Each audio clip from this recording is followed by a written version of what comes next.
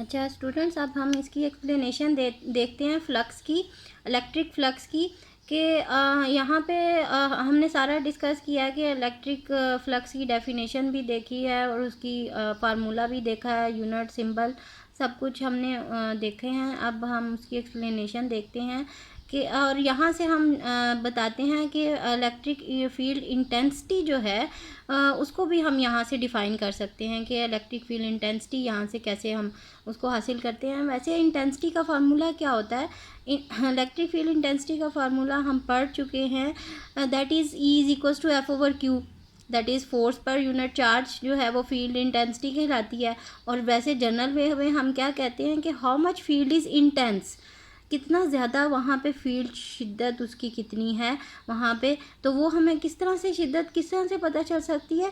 एक तरीका ये भी है कि उस फील्ड लाइन से जो है एक यूनिट एरिया अगर हम परपेंडिकुलर लें तो उसमें से कितनी field lines, number of lines of force pass हो रही हैं, तो वो उसकी इंटेंसिटी कहलाएगी कि कितना इंटेंस है वो फील्ड वहाँ पे।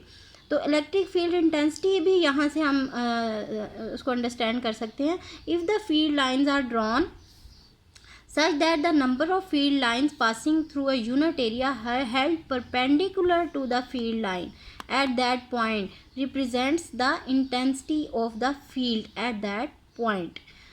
अब यहाँ पे अगर हमारे पास फील्ड लाइंस हमने ड्रॉन की हैं और वो एक यूनिट एरिया लिया है और वो परपेंडिकुलर है वो एरिया फील्ड लाइन के ऊपर, तो उसकी वो इंटेंसिटी भी कहलाएगा। यहाँ पे देखें, ये हमारे पास ये फील्ड लाइंस हैं, ठीक है, और यहाँ पे हमने एक यूनिट एरिया लिया है और हम देखेंगे कितनी नंबर ऑफ़ लाइन जो है यहाँ पे इसमें से पास हो रही हैं, वो इसकी फील्ड इंटेंसिटी कहलाएगी।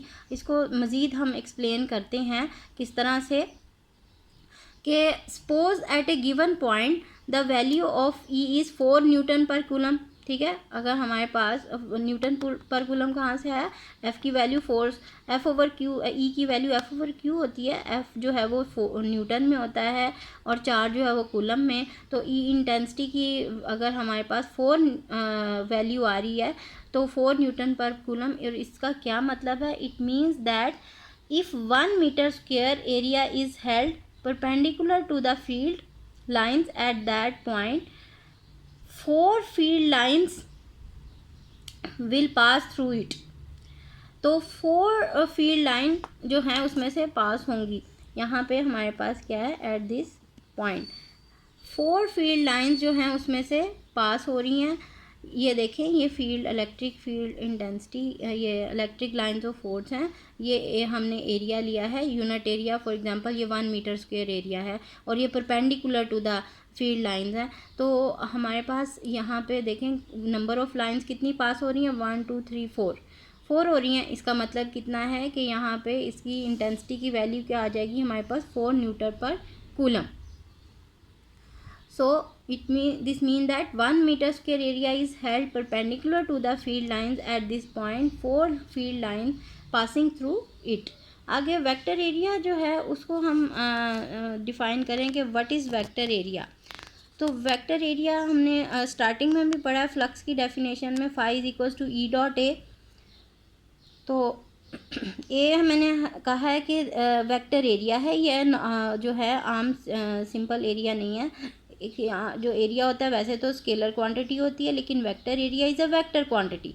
तो इसकी डेफिनेशन भी हम देख लेते हैं। The physical quantity whose magnitude is equal to the area of the surface and whose direction is along the direction of outward normal is called vector area। ये हमारे पास क्या है, ये फॉर एग्जांपल ये सरफेस है हमारे पास और इस सरफेस के परपेंडिकुलर डायरेक्शन में ये normal outward one, for example ये एक प्लेन है हमारे पास, ये एक पेपर जो है ये एक प्लेन है, ये सरफेस है और हमारे पास अगर हमने एरिया देखना है तो ये परपेंडिकुलर डायरेक्शन में होगा एरिया जो है इस सरफेस के, तो वो वेक्टर एरिया होगा। और वेक्टर एरिया की ये है इसके अंदर कि हम vector area is always perpendicular to the surface. हमेशा जो है ये वेक्टर एरिया जो है सरफेस के परपेंडिकुलर डायरेक्शन में भी ही होगा।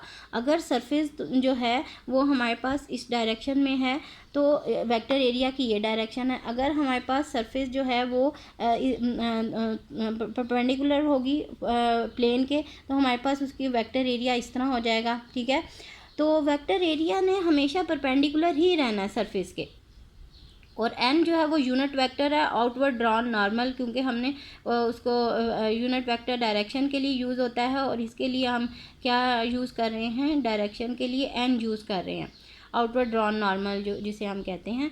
तो ये हमारे पास वेक्टर एरिया क्या आ जाएगा, that is equal to N, ये magnitude into unit vector, it's unit vector. तो N A into N unit vector is called vector area and whose magnitude is A and direction is the direction of outward drawn normal and to the